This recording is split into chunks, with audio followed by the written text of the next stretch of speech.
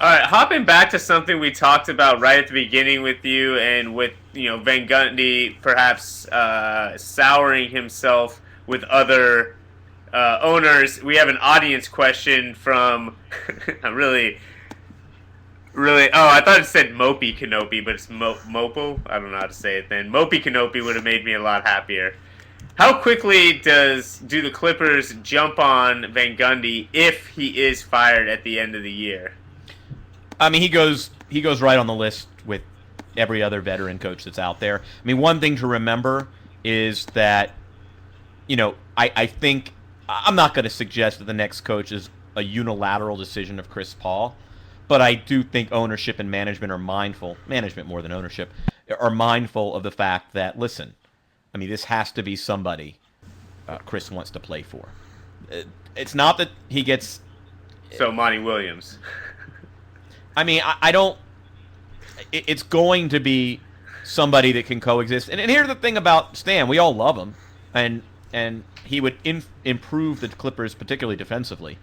But is he a guy that a big charismatic star can coexist with?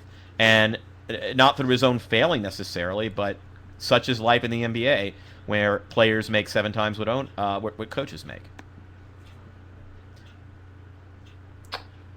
I was just bringing it back to a topic that you love a lot, and we've been talking about with the tanking. I just want you and to allow you to make your argument to fix the NBA and to fix the draft. I know Nate Jones loves this reform, so I just wanted to give you the opportunity to summarize that a little bit and expound. I don't like the NBA draft. I know it's fun. I know it's pretty. I know we love the spectacle of that evening. I just don't understand why it is logical to distribute talent in actually inversely proportional to the quality of an NBA organization. And by quality, I'm saying very basically success. I mean, that is literally what we do. We take the least successful organizations, we endow them with the best talent at ridiculously below market rates. And it would be the equivalent of telling the best engineer in a generation out of MIT upon graduation who wants to go work for Google at a negotiated salary, no, dude, you're going to go work for the crappiest company in the entire tech sector in the place you would least like to live. And oh, by the way, a third party is going to name your salary. And that is essentially what the NBA draft is. And furthermore, people say, oh, well, now you're going to, Kevin, you don't care about Perry, you don't care about the small markets. And to what I would say, actually, what I like about my system is it enables teams that we were told all winter that one of the problems with the existing free agency structure in the NBA is that, the desirable destinations will ultimately draw all the max level talent. And the Sacramentos and the Indianas and the Milwaukees, pick your small market, will never be able to recruit the LeBron Jameses and whichever other max star you want to throw in there. The great thing about this system is if you make every rookie a free agent, who's got the cap room? Miami can't pay anybody. I mean, maybe there's a rookie minimum they could pay. And look, if you want to go be the 5th option as the best offensive player in the draft in Miami at a minimum salary, go right ahead. And by the way, that's your prerogative. You might want to go right ahead. You might say, you know what, I'd love to get that experience early in my career. Hell, I'll negotiate a big salary later. But my sense is if we look at the teams with cap space coming into next year, those are going to be teams, at least monetarily, who have the capacity to offer the most money. But it's an issue of fairness. It's an issue of logic. It's an issue of the only way we're ever going to get 30 competent owners. I mean, Zach, you just went off on the Maloofs a few minutes ago. Well, the only way to ensure that there aren't Maloofs is to basically say, look, if you run your organization like this, you're going to have no, discernible advantage over teams that run better. And the only way to say to teams like, we've all been basically calling the Suns idiots for the last 3 years because why didn't they trade Steve Nash when they had a chance?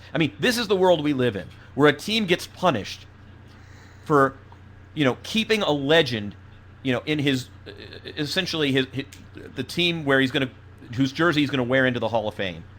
And they're idiots for doing it, for giving their fans every last drop of Steve Nash. Because why? because now they consign themselves to the 14th or 15th pick where they'll go get some Morris, next season again. And, a Morris. And I want right. Whereas and by the way, the critics are right. Like Phoenix, if you're playing the game, would have been better off denying their fans that, taking back a deli tray for Steve Nash, sinking to the bottom of the lottery where they could probably have a choice of a top 5 talent. And this is the world we live in, where the Houston Rockets are better off not finding Chandler Parsons or plucking the backup point guard off of the Memphis Grizzlies bench, and turning him into one of the most affordable, upper tier players in the league. Why? So that they can earn a 7 seed. And this is, it's madness. And the funny thing is we just take it as an article of faith. And, Ethan, you've talked a lot about this vis-a-vis the Warriors in recent days.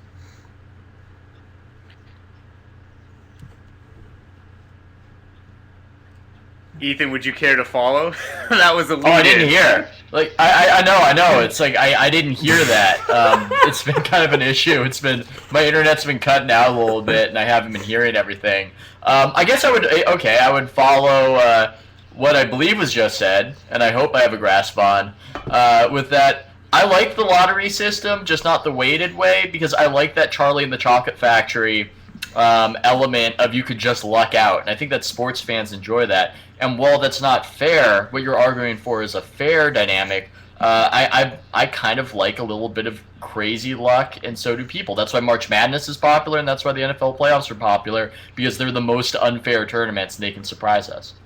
I think chance is great on game night. But when you start rewarding, organization, these are businesses. These are human beings. How would you have felt if the UC system just kind of threw you into a lottery and, Ethan, you're not going to where you wanted to go. You're going to that other camp. That's how I ended up in a substance-free dormitory. Oh, did you really? Oh, God. Yeah. We're like the fun-free dormitory, am I right? Guys? Oh, man. All right, I think we have to wrap up because James Herbert is chirping at us here. But, Kevin, that was awesome. Thanks for coming on, man. Thanks for having me. Kevin.